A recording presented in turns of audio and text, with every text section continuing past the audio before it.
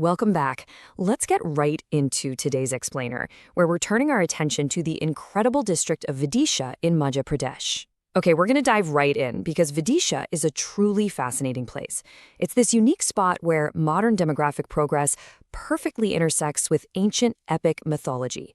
Seriously, it's a place where every single stone and every census figure tells a story.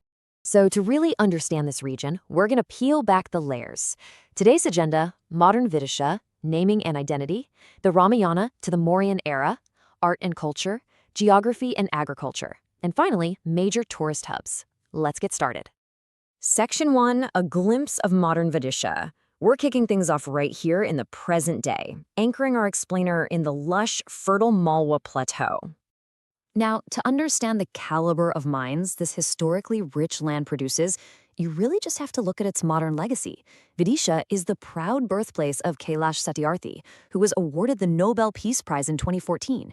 It's an absolutely incredible modern achievement springing from deeply, deeply historic soil.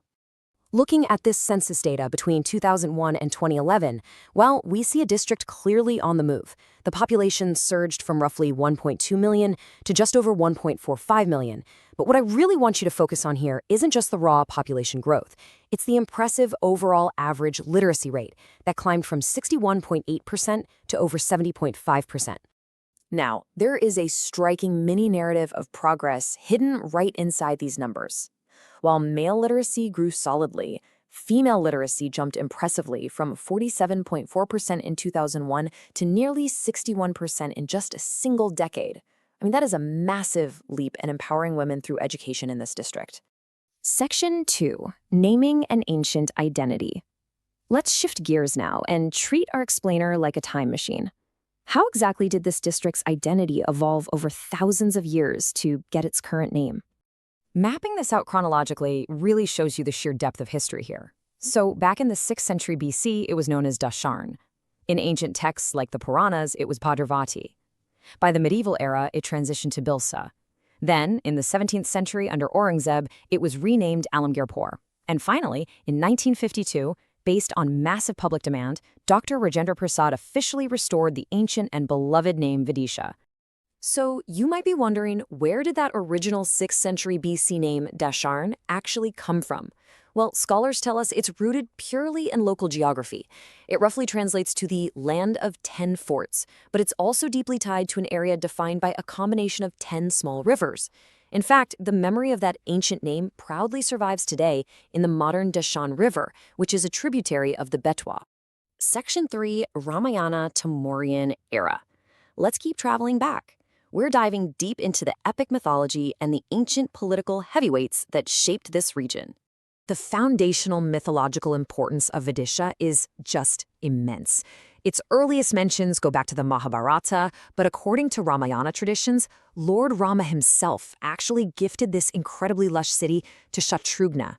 Shatrughna then appointed his own son, Subahu, as the ruler. So it's quite literally a city built by the heroes of ancient epics. And the historical significance certainly didn't stop there. When the great Mauryan emperor Ashoka was just a young governor traveling to Ujjain, he stopped in Vidisha, and here he fell in love with and married Devi, a local merchant's daughter. Together, they had 2 children, Mahindra and Sangamitra.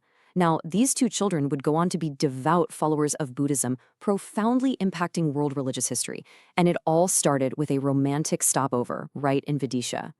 Section 4, Art, Literature, and Culture. This brings us perfectly to the golden age of Vidisha, a time where high literature, exquisite crafts like ivory carving, and cross-cultural art completely flourished. Just listen to how the legendary poet Kalidasa described this exact place in his famous work, The Meghandut, where a traveler speaks to a cloud. He wrote, "When you reach the capital of Vidisha, you will find all the materials of luxury. Drink the sweet water of the Betwa River." He vividly wrote about the fragrant caves of the Neech Hill and the buzzing, vibrant social life. It really paints a picture of an absolute utopia. And the physical evidence of this golden age? It's still there. Just think about the monumental scale of the 4th to 5th century rock-cut art found in the Udayagiri caves. The intricate detailing on the central figures, the rows of deities carved directly into the rock face. This brilliantly illustrates the sheer archaeological wealth that's just scattered across the district. But Vidisha wasn't just influencing locals, it was a literal global magnet. Take the Heliodorus pillar, for example. Heliodorus was a Greek ambassador from Taxila. When he arrived in Vidisha, he was so moved by the culture that he embraced Vaishnavism and erected this Garuda pillar. So the crucial point here is that Vidisha was a thriving hub of cross-cultural adoption, where foreign ambassadors seamlessly integrated into Indian religious life. Section 5, Geography and Agricultural Wealth. Now let's zoom back out. All of this incredible art, literature, and history could only take root because the physical landscape and climate allowed it to thrive. The land here is exceptionally blessed. Nestled near the Vindhya mountain ranges, the region boasts highly fertile black soil that can be incredibly deep. We're talking sometimes 30 to 40 feet deep. This perfectly supports massive outputs of wheat and gram. But interestingly, because of the specific soil and climate makeup, crops like paddy, cotton, and millet are entirely absent from the local agriculture. Now, speaking of the climate, I absolutely love this local legend. The region receives a very healthy and consistent 40 inches of rainfall. Why? Well, local myth says that the cloud assigned to bring water to Vidisha is limping because the cloud is injured. The larger, heavier rain clouds take pity on it and always drop their water here to help out. Because of the merciful limping cloud, the district historically never suffers from drought. Section 6, Major Tourist Destinations. So, with all this ancient history, epic mythology, and a beautiful climate, it naturally brings us to our final section, framing Vidisha as the ultimate itinerary for the modern tourist. If you decide to visit, the scale of what you can explore is just massive.